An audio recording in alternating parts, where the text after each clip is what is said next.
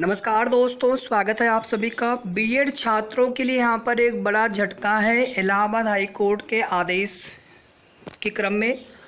और जितने भी हमारे बीएड के अभ्यर्थी हैं भाई बहन, आपसे निवेदन है कि आप एक बार वीडियो को पूरा सुन लीजिए, उसके बाद ही आप कमेंट करिएगा। क्योंकि आप यहाँ पर थंबनेल देखेंगे और आप सीधे कमेंट कर देंगे कि कोर्ट ऑर्डर में कहीं पर ऐसा लिखा नहीं है, बीएड का नाम नहीं है, या फिर सभी के प्रमाण पत्रों पर रोक है। इस प्रकार के तमाम सारे प्रश्न आपके मन में हो सकते हैं।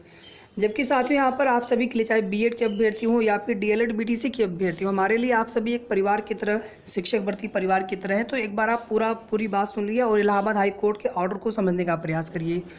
और अभी इसमें नेक्स्ट हियरिंग डेट लगी है 16 मई की। 12 मई को कोर्ट में सुनवाई हुई थी इलाहाबाद हाई कोर्ट में, कोर्ट नंबर 32 में सीरियल नंबर 7 पर जस्टिस सिद्धार्थ सर की बेंच में प्रतीक मिश्रा एंड 4 अदर्स की याचिका पर।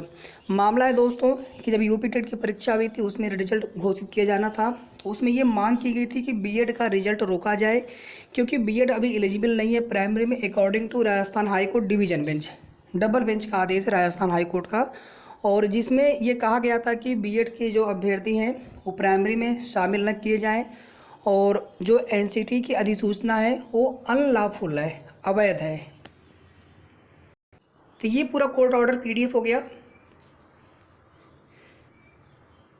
1512 प्रतीक मिश्रा एंड 4 अदर्स।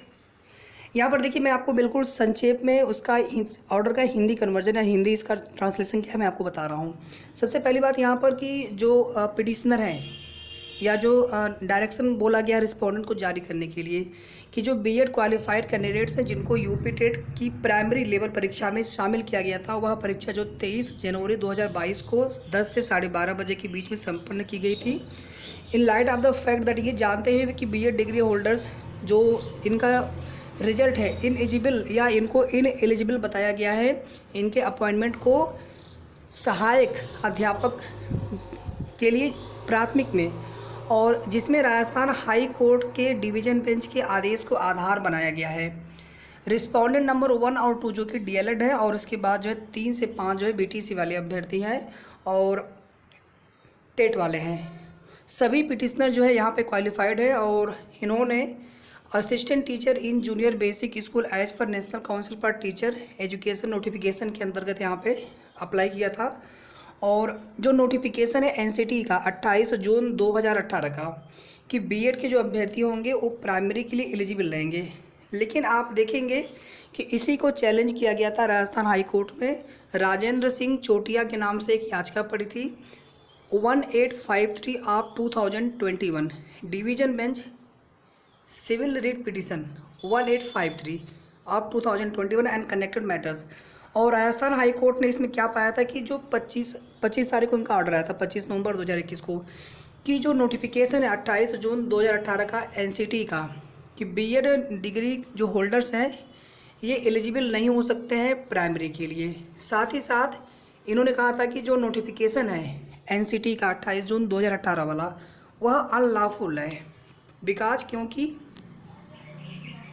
इसमें कई सारे देखिए उसके ग्राउंड बताए गए माननीय न्यायालय की तरफ से, कि it is under the direction of the central government which power the central government under sub section 1 of section 23, यानी जो अनुच्छेद 23 है, जिसमें आप सभी जानते हैं कि आरटी एक्ट उसके अंतर्गत शामिल है। तो इसमें केंद्र सरकार ने अपनी पावर का इस्तेमाल किया है, या it is not exercise of power of the central, यानी ये सेंट्रल गवर्नमेंट का अधिकार नहीं है। Under sub section 2 of section 23 of RT, यानी अनुच्छेद 23 का जो सब सेक्शन यानी सब अनुच्छेद 2 है, उसमें कोई भी रिलैक्सेशन देने का, not there has been any exercise for ascertaining existence of the conditions precedent for exercising such power. तो यहाँ पर देखिए, फाइनली जो है स्टेट गवर्नमेंट के लिए कोर्ट की तरफ से डायरेक्शन यहाँ पे दिया गया है कि जो जजमेंट है Rajasthan high court division bench का, and the results of the examination of UP TET have been declared and certificates are about to be distributed, यानी इनका प्रमाण पत्र, यूपी टेट का परिणाम आपने घोषित किया है, इनके प्रमाण पत्र अब जो है वितरित किए जाने होंगे। और जो काउंटर एफिडेविट फाइल किया गया है on behalf of respondent number 3, it has been admitted, यानी उनकी तरफ से ये प्रे किया गया है, बोला गया है। नोटिफिकेशन डेटेड जो 26 जून 2018 का एनसीटी का है, जिसको क्वेश किया गया है, रद्द किया गया है Rajasthan high court division bench के द्वारा। If any notification is made in pursuance of the aforesaid judgment, the same shall be complied. यानी एक आदेश जो Rajasthan high court double bench के द्वारा सुनाया गया उसी आदेश को यहाँ पर भी फॉलो किया जाए। फिर यहाँ पर देखेंगे learned counsel for the petitioner has submitted that it is for the state government to issue appropriate notification and learned standing counsel will seek instructions in this regard whether any notification has been issued in the state of Uttar Pradesh as per the judgment of Rajasthan High Court noted above। इसके बाद 16 तारीख के लिए इस मामले को लगा दिया गया है और इसमें स्पष्ट रूप से बोला गया है कि till the next date no certificate shall be issued in favour of the candidates who have qualified the UP TET primary level examination 2021 which was held on 23 जनवरी 2022। यानी यूपी टेट प्राइमरी लेवल का प्रमाण पत्र उन सभी छात्रों का रोका जाए।